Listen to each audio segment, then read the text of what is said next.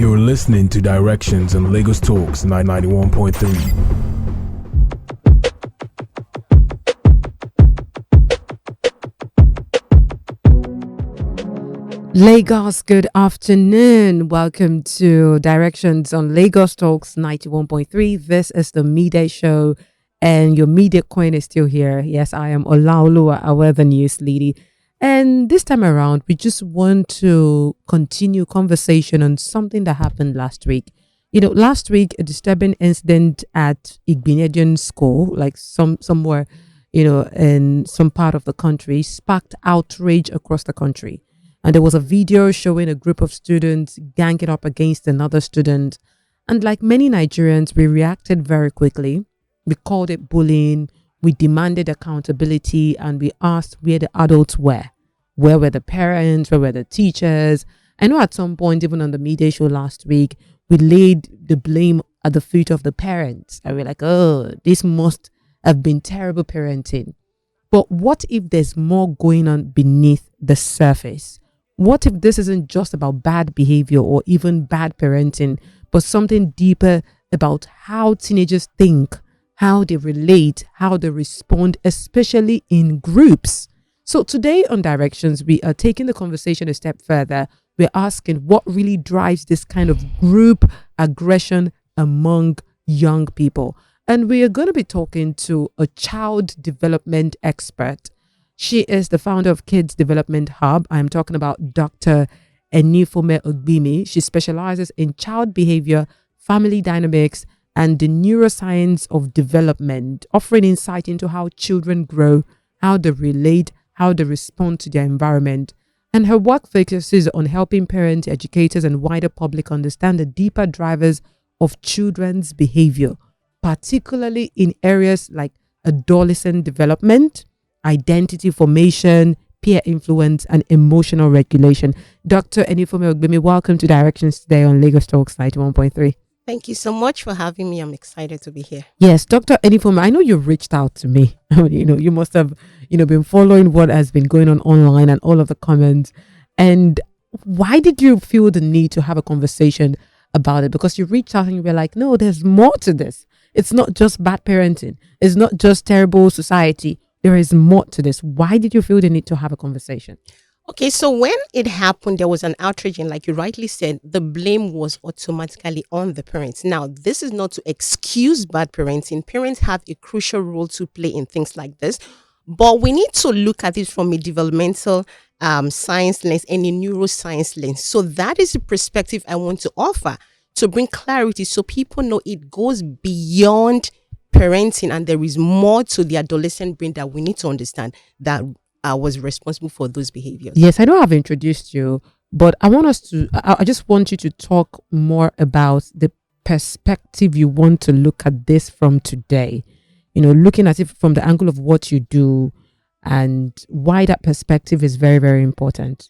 Okay, so like I said, I'm going to be looking at it from a developmental science perspective and a neuroscience perspective, because this is what informs and drives behavior. So neuroscience is about how the brain develops. Mm-hmm. When you don't understand that, then you don't even know how to handle these behaviors and how to prevent them. So, but this is not to say they shouldn't go through the consequences. They are responsible for that. And that should definitely happen, because from what we've heard, they've been arrested and they've been expelled. That should happen. That is appropriate. However, we need to understand why this is happening so we can prevent it. Now, speaking of why this is happening, speaking of the neuroscience development angle, what exactly are the things that you should know? What are the things you observed from the video that went viral, from the kid we saw beating his fellow student? What were the things you observed? And just talk to us. Do what you do. Let's understand better. Okay. Everyone was saying it's bullying, but that goes beyond simply bullying. That is gang behavior. And one thing we need to understand, these are boys, right? So the adolescent brain, it's one that is involved with a lot of risk taking, right? So there are core factors that drive this kind of behaviors. One, the need for to meet this to meet the need of belonging. when boys get involved in gang, that is one of the core needs they're trying to meet. And this is something I want everyone to understand. When that need is not met, these children will go out there to try to meet this need any way possible. And it's going to be the negative way, which is what you find. So boys who are usually in a gang, they have one thing in common. They're trying to get their identity and they're trying to meet that need of belonging. Because what is happening is that the adolescent brain is a point where the child is saying, who am I? That's identity. Where do I belong? Do I belong? Am I accepted? Am I being seen? So if these needs are not being met, that is one of the ways they meet it, by joining the gang. Now, let us talk about this pack behavior, this gang behavior you just mentioned now. Why do teenagers tend to act differently when they are in a group compared to sometimes when they are on their own or when they are with their family members? Because a number of parents sometimes they see, their children in videos like this and they tell you they are surprised.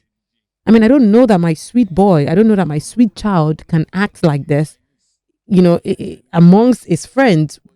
What drives that need?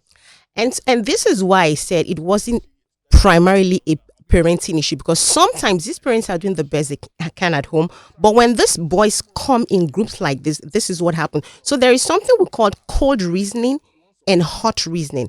Cold reasoning is the way the child thinks when they are calm. So these are adolescents when they are calm. So for example, cold reasoning, you can ask the child, okay, when you see people fighting, what are you going to do? And your boy will tell you, oh, I'm going to either report to the teacher or will separate them or something like in that direction. But when they find themselves among their peers, all of that goes out the window. That doesn't mean they don't have empathy, but what is happening is that need to belong. Okay, I don't want them to look at me in a different light. That is why they would do that. And if you notice, one of the things we're saying is that the boy who recorded, why did he record? Was he a bystander? That is what hot reasoning can do. Because at that point in time, clearly it was part of the gang, but at that point in time, it was his own identity, his belonging. I belong to this gang, so I'm going to have to do this. So it was not that boy does not have empathy. It's just that empathy was suppressed in that atmosphere. All right. So we've talked about the need to feel among. I want us to, take this from the very start. I mean, step back a little bit and just analyze the way the brain or the mind of a typical adolescent or a teenager works. You've mentioned one of their core needs, the need to belong. You've mentioned that they're also just trying to make sense of the world. They're trying to also form their own sense of identity. What are the other things that I believe parents need to know about their growing children? Because last week when we had this conversation, it was not just about boys. A number of people believe that they are children that are just bad children. They are children that are just possessed. Somebody was talking about how a child killed another child, went to lock someone else's child, like I think a 13-year-old or a 9-year-old child went to go and lock another person's child, a younger person, in the freezer. The week before, there was a rape incident that happened in the US. And I mean, about two teenage boys, 13, about 13, and I think they had raped like a 12-year-old girl or something like that. And one of the boys held the girl down while the other one, but they had rocks in her mouth. I don't know if you saw that story. And there was the other boy, allegedly, according to reports, did the whole assault. So how do children get to this point in their lives, especially that early? You hear things that some 12-year-old children are doing, some 13-year-olds, some 15-year-old children are doing, and even as an adult, you are surprised. How do they get into that space, into that very negative space in their lives? Okay, so one of the things that happens for the adolescent brain, there's a lot of risk taking going on, right? And what happens is that the prefrontal cortex is still developing. What that means is they cannot see into the future. This is the consequences of what I'm going to be doing. So they are still very impulsive. So in a layman's language, they cannot apply the brakes on their brains at that point in time. And what you find is that for boys especially, the limbic system gets really activated, which is the excitement part. And so that is what takes over in all of that. And so when you have that and you also have testosterone, you're going to see a lot of risky behaviors. And that's why I said it's also the need for belonging. So if you do not channel it or guide them in the right direction where they can externalize these behaviors, that's the result of what you're going to find. All right. So it's not just about parenting, then the environment also matters. Now, let's take the Ghanaian kids, for example. In all the videos, there was no sign of any adult in view. Right, which means now these boys were looking for belonging. There is already a gang. Now there is no adult supervision anywhere, right? So these are some of the ways they made this need. Now, if they had known that in a school environment like this, there are adult supervision, they are not going to do that, because the absence of the adult was what contributed to that. And that is why I said it's not necessarily a parenting issue, it's a systemic issue. It is the school's fault, because when you take a child to school, it is not the child's responsibility to keep themselves safe in school. It's not also the parents' responsibility to do that. It is the school's responsibility. So now going back to a lot of all these, there was another one that happened in the UK. It was also a gang. They beat the boy outside. And so here's the thing. The boy, when he got reports that we're going to attack him, he told his teacher, but the teacher did nothing to protect him. And so when the boy was going home, he was attacked with a lot of other boys, right? And they beat him up, broke his nose, broke his leg, and all of that, right? So the boy was heavily traumatized. So that is what we are talking about, that it is the boys at that phase of their life. There's a lot of risk, because what happens is that it gives them this excitement, right? So parents need to understand that, hey, why do you think, who do they get suspended most in school? It's boys. This is what is happening. It is boys who get suspended. It is that phase. It's very tricky, very sensitive. So parents must understand to meet the need of being like classmate out. And what happened? The girl turned him down. So the girl only amplified what the father has been doing without knowing. And he could not take it. That was what led to the murder of that girl. So you could see he didn't wake up to say, I want to be a murderer. But these are the things we need to understand. Where these needs are not being met, these are the ways they can go. It can lead to very, very risky behaviors, which unfortunately they have to be held accountable for. But we need to understand, and there are different ways to meet this thing, which we're going to talk about. Yes. Before we get to that, we have spoken a whole lot about the need to feel accepted. That's the adolescent, the teenagers need to feel accepted. I want us to speak about the identity formation part of it. I mean, take us through the mind of a typical teenager who is trying to form a sense of identity, who is trying to know who he is, or build who he is. What does it look like? How do they think? Because I know that a number of parents struggle with their teenagers, because teenagers tend to be a little bit aggressive. They're just really impossible. They seem really difficult. They want to detach. And, they just really feel like they are the smartest. They know what they are doing. Take us through the mind. What do they really need? What are they trying to do? And how do we see a number of teenagers trying to, form their own identity in this age and time?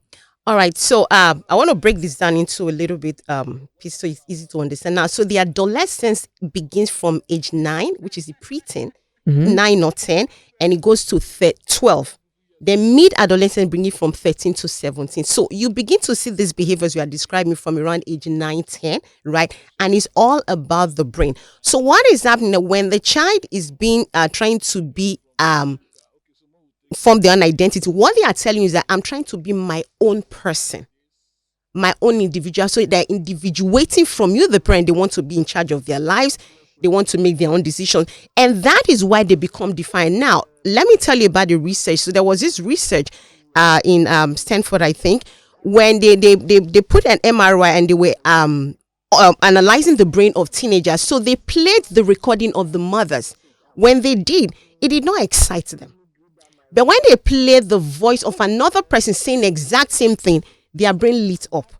So the exact same thing the mother was saying to them. Exactly. Their brain lit up. So is it that automatically the brain begins to disconnect from the parents? So that's what it is. So what it means is, so that's what they are saying. We are trying to be our own person. So that's why you find a parent will tell a preteen, a teenager something they might not do. But if another person or their peers tell them, they will do that thing. So that is the individuation. That's them trying to be their own person individuals. So what are you supposed to do as a parent? Because when parents don't know, and when they come to us, they don't understand this, and you always at loggerhead with your child, or they are disobedient, they are defiant. You, in fact, my daughter is 12, she's going to be 13. By the time you finish saying something, she'll just tell you, mommy, I know. That's part of it. They are not being defiant. They're only trying to tell you, hey, I need to be my own person. I can do this by myself. I'm not dumb. I'm not daft, right? But let their peers tell them that same thing. They will listen and they will do it. Right. So this is how this thing works. And it's just how the brain of a teenager works. Wow. So let us now get to, as parents, what do we do with this information? So you have a teenager that is trying to be his or our own person. It can be very frustrating. We are used to guiding these children. We know that they need guidance. They think they know, but we know they don't know. What do you do? You know, a number of parents can feel very helpless and frustrated. What do you do from there? So there are a few things you can do, right? What you're going to do is you are going to still be the one to influence them without them knowing. So one of the things you can do is to curate the environment, get them into activities, sports, clubs, healthy ones, right? Those are meeting that need already. So, you know, when we're growing up in university, we had different fellowships, camps, and all of that. That is you meeting, and you hardly find a student who is in one fellowship as a cult member. You don't see that. Because what is happening is that their needs is being met. That need for identity and belonging is being met. So they did that without even knowing that's what they were doing. Right? So that is how you mean. So you create it, make sure as they are growing, that's what you find out. Get them involved in camps, get them involved in sports and all this. And then another thing is get them mentors.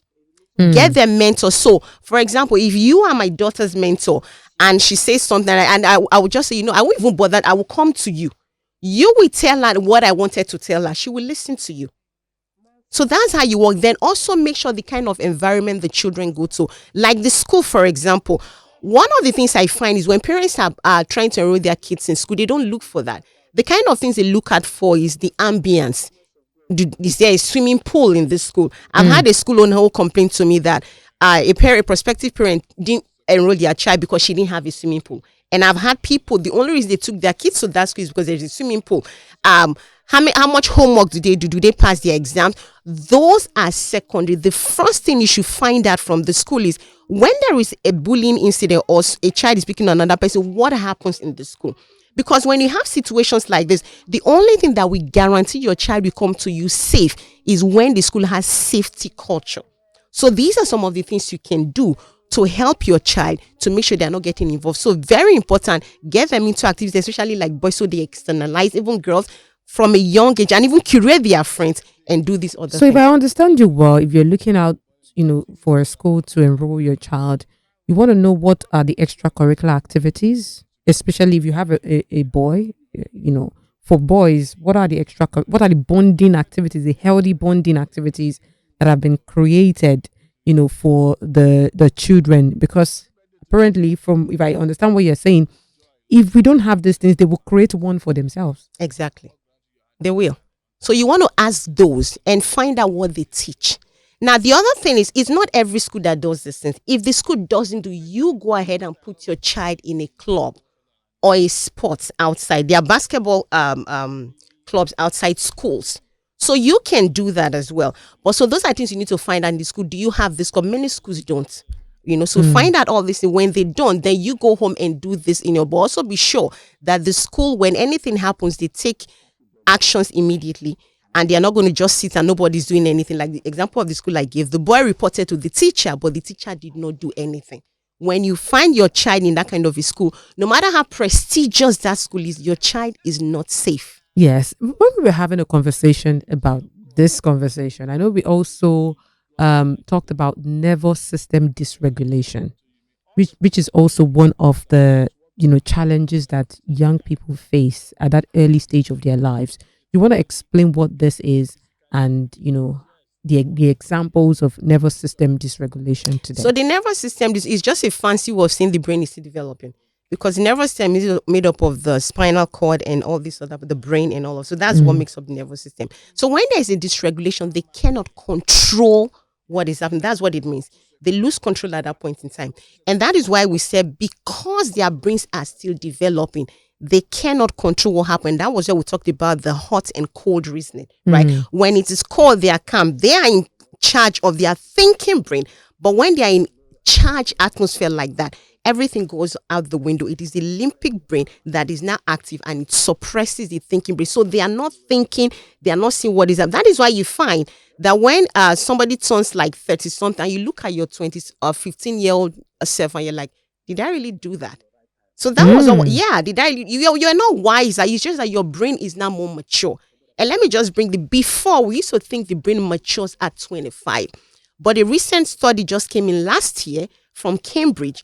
It doesn't mature at 25. It's in early 30s, which means even at 25, they can still do a lot of risky behaviors, which is the early adolescence, the early adulthood, right? So these are some of the things we need to understand. Now, going by this nervous system dysregulation that you mentioned now, which is the case for a number of children and adolescents, do you think children should be blamed for behaviors like this? Because I remember when that Igbenedion video went viral, a number of people were angry. Oh, this boy should be jailed.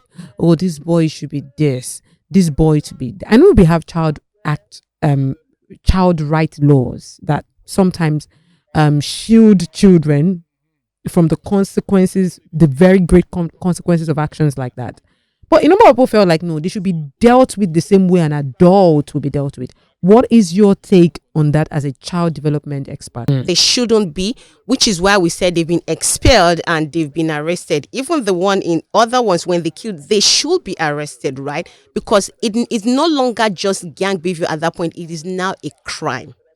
So consequences should be enforced. But however, that is not the whole solution. The expulsion is not the solution. When you arrest them and you expel them, there should be interventions to make sure those needs are being met so that those kids don't become risk to society. And that is where a lot of people are so missing. It is not just to arrest and expel. I saw another video that said they suspended those boys before. Because when you suspend and you expel, what are you saying? Just go and get better. And there is no solution, no intervention for that. So yes, suspend them, expel them. They can be arrested depending on the gravity of what has happened, but there should be intervention in place to make sure those boys, those needs are being met and they become better people. And also the victims as well. There should be intervention to make sure that trauma is addressed, because nobody's talking about that part. So it doesn't just end with expel, because when you expel them, you haven't done anything. That is why you see some people who are in jail, they come and they reoffend. Why the need is not being met. Now, let us now talk about parents who have this fear that my children are going to be mixing up with children who have become bullies, who are gang members for some reason or the other. How do I ensure that they do not bring my child into this kind of a culture, into this kind of a toxic culture? So what are some of the early signs that a child may be getting pulled into a harmful group dynamics? Okay, so let me give you an example. Like those boys, let's say the victims, they probably would have reported to the parents one way or the other. It could be directly, it could be indirectly. Now, if children like that survive that, they can also become the gang members. So some subtle things you can find out. If your child tells you, I don't want to go to school, because they might not have the right words to say what they're saying. I don't want to go to school. I'm feeling headache.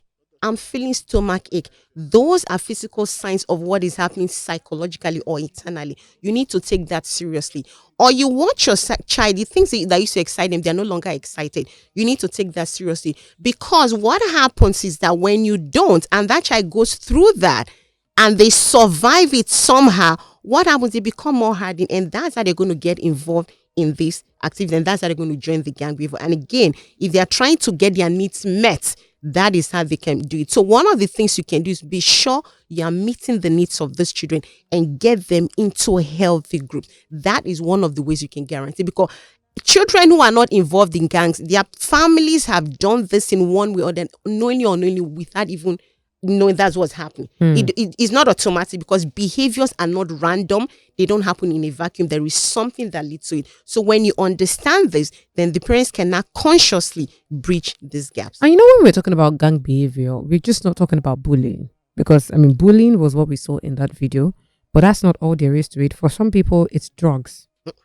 You know, it's just this group. You know, one person will just introduce another person to drugs, or for some people, it's sexual abuse. They'll just make it a thing and they'll popularize it amongst them. There are other forms and other behaviors that come up there. So, in case you suspect that maybe you have a child that has gotten involved, what are the things that you can do before, especially when that child is not cooperating? Because, like you mentioned, sometimes you're letting them know that this is not the way, but they want to be independent. They want to form their own identity. They want to do their own thing. So you are making efforts, but they seem to be frustrating all of your efforts. What then can you do as a parent? And that is why I said you should have to get them involved with mentors, coaches, whoever. Now, let me give you an example. There was this boy who had a mentor, who was also a coach, and he went to school, boarding school. I think they were introducing them to drugs or something like that. Yeah, and because of what the coach or the mentor has told him, the boy was able to resist. And he came back home and he was like, keep in mind, it was not the parents. It was the mentor who, because of what he has put him through, he was able to say, oh, no, I'm not going to do this. And he came back home and told the mentor, this is what happened. So these are the things you can do, because for you, like I said, I just give the example of the research. They might not hear you, but curate other adults around them. It might not necessarily be an official coach. It could be maybe they have older siblings. Tell them let those older siblings be the one to talk to them. These are because they will listen to that. It will be activated and they will get the message. But you must know what you are doing and consciously create or curate that environment for them. Because people don't understand how the teenage brain works and they just feel, okay, I spoke to her, she didn't listen, she has gotten that. Because the truth of the matter is these behaviors don't start overnight and they don't escalate overnight. You will definitely see traces. So when you see traces, these are the things you can do. Make sure the mentors are involved and get them intervention in good time. All right. Thank you so much, Dr. Enifome Ogbimi. Thank you for your time on Directions today on Lagos Talks 91.3. Like I mentioned earlier, she is a child development expert and the founder of Kids Development Hub. She is passionate about translating developmental science into practical guidance that supports healthier families and more informed approaches to raising children. By the way, there's a video that I see, to wrap up the conversation, there's a video that I see online from time to time. There's a particular soldier. Apparently that's what he does. And you see him, punishing very stubborn kids. And, what do you see playing out there? Is it, in some videos you see maybe a teenage boy has squandered his parents' money. He's been asked to go learn some vocation and he's proving difficult. Some have duped their parents of their money. Just dealing with different difficult kids here and there. But I think he punishes them. Sometimes you see them doing exercises. Sometimes you see him with whip. What is your own take on that kind of approach? Yeah, I've seen the first time I saw the video, I was wondering, I thought it was for real, but clearly I think it's a skit. So the thing is, punishment is not enough. At that point in time, when he comes out, I think the one I saw was the boy was just like, okay, I'm not going to be disobedient, I'm going to obey. They are already scared, which is what happens with fear, right? He has induced fear. And of course, the child, because they are afraid of any punishment, they will behave, they will comply. But the point is, that doesn't get to the root cause of the behavior. You need to understand what ages are we dealing with. Because what you are dealing with as for teenagers is not the same for a 5-year-old or a 6-year-old. So you need to understand what age are we dealing with. Is this a boy or a girl? When you understand that, then you get to the root cause. So it's not just about that. It's about getting to the root cause and meeting those needs. Otherwise, if he punishes them today, they can avoid the behavior today. But when they go elsewhere where he's not, they're going to do worse things. So in a nutshell, identify the interest of that child. It could be singing. Get to the root cause of what is happening. Yes, of what. The why. When you get to the why, that is the only way they can get healthy intervention. If you don't get to the why, everything you're doing is just surface level. All right, we are going to wrap up the conversation right now on Directions on Lagos Talks 91.3. But I know that Dr. Enifome is still going to be around because we gradually transition into the dish. The ladies of the dish will be, approaching the studio right now, and we'll be having a broader conversation because I remember last week we had a lot to honor. We had a lot to say. You know, some people were like, publicize the name of those children. Oh yes. Publicize their names. Some children, some people call it and be like, some kids are just possessed. Some kids are just bad kids. No matter what you do, they will not respond. So, I mean, if you have opinions and thoughts on, these issues, feel free to join us on the dish, because Dr. Enifome will still be here. Ask your questions. You will get your answers.